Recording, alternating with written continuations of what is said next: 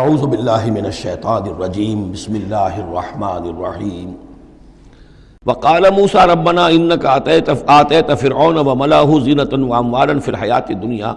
اور موسیٰ نے عرض کیا پروردگار تو نے فرعون اور اس کے سرداروں کو زینت چمک دمک عطا کر دی ہے اور اموال عطا کر دی ہے دنیا کی زندگی میں۔ ربنا لیضلوا عن سبیلک، پروردگار اس لیے کہ وہ لوگوں کو گمراہ کرے تیرے راستے سے۔ ان کے پاس زور ہے، اقتدار ہے، اختیار ہے، دولت ہے، چمک دمک ہے۔ اب ظاہر بات ہے کہ عام لوگ ادھر ہی متوجہ ہوتے ہیں، انہی چیزوں سے اثر قبول کرتے ہیں۔ تو نے دے رکھا ہے، تیرا ہی اختیار ہے، دینے والا تو ہی ہے، تو کیا تو نے یہ سب کچھ نے اس لیے دیا ہے کہ یہ تیرے بندوں کو گمراہ کرے؟ ربنا لیضلوا عن سبیلک ربنا اطمس علی اموالہم، اے اللہ اب ان کے اموال مٹا دے،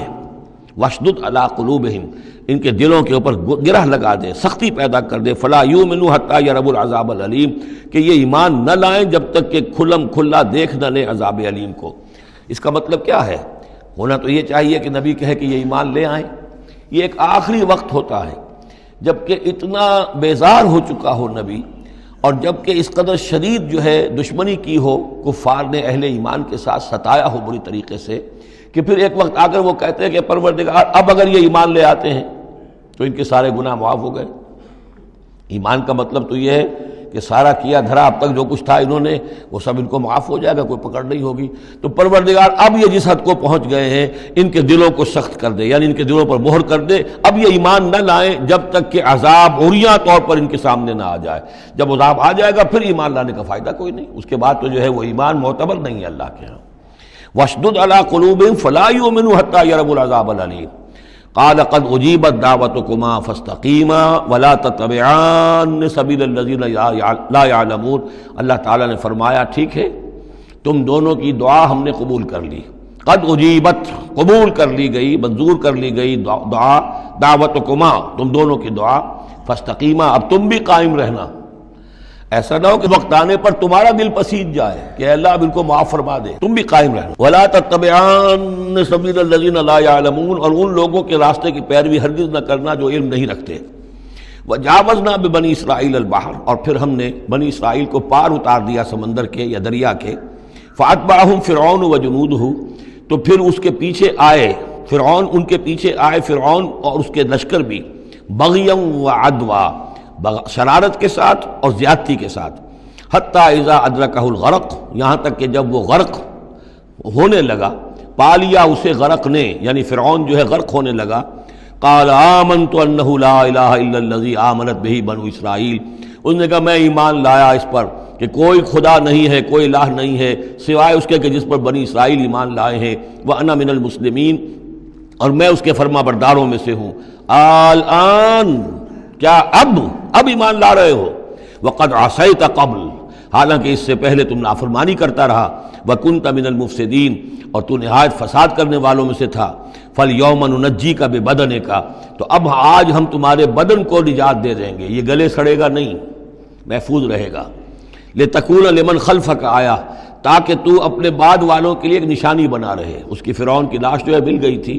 صرف یہ کہ ناک پر سے کہیں سے کسی مچھلی نے کچھ کاٹا تھا، وہ صرف باقی ہے کہ پوری فرعون کی وہ لاش جو ہے محفوظ۔ لتکون لمن خلفک آیہ وان کثیرا من الناس عن آیاتنا لغافلون، اور یقیناً بہت سے لوگ ہماری آیات سے غفلت ہی برتتے رہتے ہیں۔ وَلَقَدْ بَوَّأْنَا بَنِي إِسْرَائِيلَ مُبَوَّأَ صِدْقٍ، اور ہم نے بنی اسرائیل کو بہت ہی عمدہ جگہ فراہم کر دی۔ وَرَزَقْنَاهُم مِّنَ الطَّيِّبَاتِ، اور انہیں روزی دی بہت ہی اچھی پاکیزہ چیزوں کی۔ فَمَا اخْتَلَفُوا، تو انہوں نے نہیں اختلاف کیا، حتیٰ جاءہم العلم، یہاں تک کہ علم ان کے پاس آ گیا۔ ان ربک یقضی بینہم یوم القیامہ، یقیناً آپ کا رب فیصلہ کرے گا ان کے مابین قیامت کے دن، فیما کانوا فیہ یختلفون، جن چیزوں میں کہ وہ اختلاف کرتے رہے تھے۔ فَإِن كُنتَ فِي شَكٍّ مِّمَّا أَنزَلْنَا إِلَيْكَ، پھر اگر تمہیں کوئی شک ہے اس چیز کے بارے میں کہ جو آپ پر نازل کی ہے ہم نے، بظاہر خطاب حضور سے ہے صلی اللہ علیہ وسلم، لیکن ظاہر بات ہے کہ حضور کے لیے کوئی امکان نہیں کہ آپ کو کوئی شک ہوتا، یہ بظاہر خطاب حضور سے ہے، لیکن یہ حقیقتاً خطاب ہو رہا ہے اہل مکہ سے، کہ اگر تمہیں کوئی شک ہے اس چیز کے بارے میں جو محمد پر نازل ہوئی، لیکن یہ کہ بسا اوقات ایسا ہوتا ہے کہ جن سے کوئی بات کہنی ہوتی ہے اس سے اس قدر نفرت ہو چکی ہو کہ براہ راست انہیں خطاب کرنا بھی انسان کو پسند نہ ہو، تو پھر وہ کسی اور کو خطاب کر کے وہ بات کہتا ہے جو سنانی کسی اور کو ہوتی ہے۔ اگر تمہیں شک ہے اس چیز کے بارے میں کہ جو ہم نے اپنے اس بندے محمد پر نازل کی ہے صلی اللہ علیہ وسلم، فاسأل الذین یقرؤون الکتاب من قبلک، تو پھر پوچھ لیجئے ان لوگوں سے کہ جن کو کتاب دی گئی تھی آپ سے پہلے، لقد جاءک الحق من ربک، اے نبی آپ کے پاس حق آیا ہے آپ کے رب کی طرف سے، فلا تکونن من الممترین، تو ہرگز نہ ہو جائیں آپ شک کرنے والوں میں۔ پھر نوٹ کر لیجئے میرے نزدیک یہاں بظاہر خطاب حضور سے ہے، اصل میں روح سخن جو ہے وہ مشرکین عرب سے ہے۔ وَلَا تَكُونَنَّ مِنَ الَّذِينَ كَذَّبُوا بِآيَاتِ اللَّهِ، اور بد بن جانا ہرگز ان لوگوں میں سے جنہوں نے اللہ کی آیات کو جھٹلایا، فَتَكُونَ مِنَ الْخَاسِرِينَ، تو ہو جاؤ گے خسارہ پانے والوں میں سے۔ ان الذین حقت علیہم کلمۃ ربک لا یؤمنون، یقیناً جن لوگوں کے اوپر کہ تیرے رب کی بات واقع ہو چکی ہے، ثابت ہو چکی ہے، جو قانون خداوندی کی زد میں آ چکے ہیں، جو ضد اور ہٹ درمی کی وجہ سے اپنے دلوں پہ مہر کروا چکے ہیں، وہ ایمان نہیں لائیں گے۔ لا یؤمنون ولو جاءتہم کل آیۃ، چاہے کتنی ہی آیتیں آ جائیں، کتنی ہی نشانیاں آ جائیں، حتیٰ یروا العذاب العلیم، وہ ایمان نہیں لائیں گے جب تک کہ اپنی آنکھوں سے عذاب علیم کو دیکھ نہ لیں، جیسے کہ فرعون کا معاملہ ہوا کہ جب غرق ہونے لگا تب ایمان لایا۔ صدق اللہ العظیم۔